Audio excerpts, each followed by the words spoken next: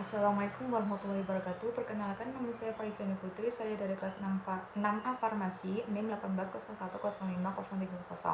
Di sini saya akan menjelaskan mengenai ansietas, gangguan kompulsif obsesif, gangguan stres pasca trauma atau PTSD, dan terakhir ada insomnia. Pembahasan pertama mengenai ansietas atau kecemasan. Pengertian dari ansietas itu sendiri yaitu suatu keadaan aprehensi atau keadaan khawatir yang mengeluhkan bahwa sesuatu yang buruk akan segera terjadi. Di mana ciri-ciri dari ansietas itu yang pertama ada banyak berkeringat, pening, sulit bicara atau bernafas, gelisah, gugup, dan jantung berdebar kencang. Kemudian ada etiologi dari ansietas itu sendiri, yaitu ada dua, yaitu ada teori psikologis. Contohnya itu teori psikologis bagi menjadi tiga, yaitu ada teori teori psikoanalitik, teori perilaku, dan teori eksistensial. Yang kedua ada teori biologis, itu dibagi menjadi 4 macam, yaitu ada otonom sistem saraf, neurotransmitter, otak imigrasi tadi, dan penelitian genetik. Yang terakhir itu ada faktor resiko dari ansietas itu sendiri, yaitu ada 5. Yang pertama ada jenis kelamin, trauma masa anak, yang ketiga penyakit fisik berat, yang keempat penumpukan stres, dan yang kelima ada kepribadian. Yang terakhir yaitu patofisiologi dari kecemasan atau ansietas.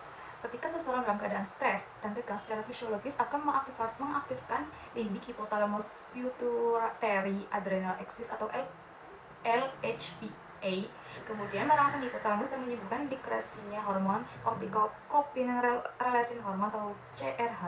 Hal ini akan menyebabkan peningkatan produksi simpatetik adrenal medular axis atau SAM. Dengan adanya respon tersebut menyebabkan stimulasi pada alur limbik hipotalamus pituitary adrenal axis atau LHPA, kemudian merangsang hipotalamus dan menyebabkan dekresinya hormon kortikotropin releasing hormone atau CRH. Hal tersebut menyebabkan aktivasinya adrenokortikotropin hormon ACTH yang akan distimulasi produk hormon kortikol dari korteks adrenal. Selain itu akan menyebabkan teraktivasinya neuroadrenik dari locus coeruleus, di mana LC merupakan tempat produksinya MA yang kemudian akan mensekresikan epinefrin. Sistem LC bertanggung jawab untuk merespon langsung terhadap stresor dengan melawan atau lari atau fight or flight. Bahasan yang kedua itu mengenai gangguan kompulsif obsesif, di mana pengertian dari obsesif itu pikiran atau ide atau dorongan yang intrusif dan berulang yang berada di luar kemampuan seseorang untuk mengendalikannya. Kemudian ada pengertian dari kompulsif itu sendiri, yaitu suatu tingkah laku yang repetitif atau tindakan mental tikalistik yang dirasakan oleh seseorang sebagai suatu keharusan atau dorongan yang harus dilakukan. Ciri-ciri diagnostiknya yaitu berdasarkan PPDG 3, yaitu ada gejala yang timbul atau distress, yang kedua ada pikiran atau impuls diri sendiri, dan yang ketiga ada terjadi satu pikiran yang tidak berhasil dilawan.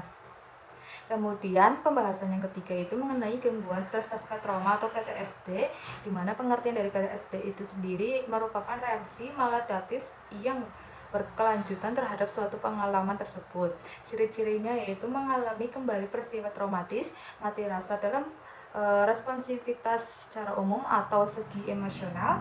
Yang ketiga ada mudah sekali terangsang atau mudah emosional.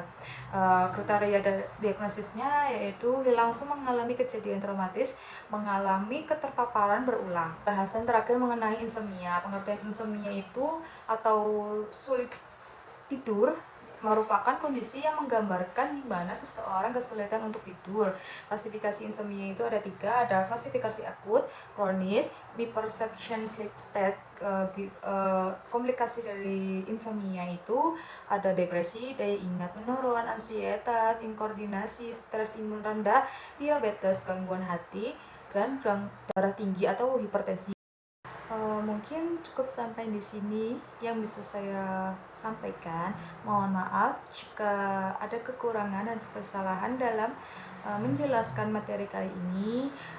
Mohon dimaafkan. Akhirul kalam. Wassalamualaikum warahmatullahi wabarakatuh. Bye. Thank you for watching. See you.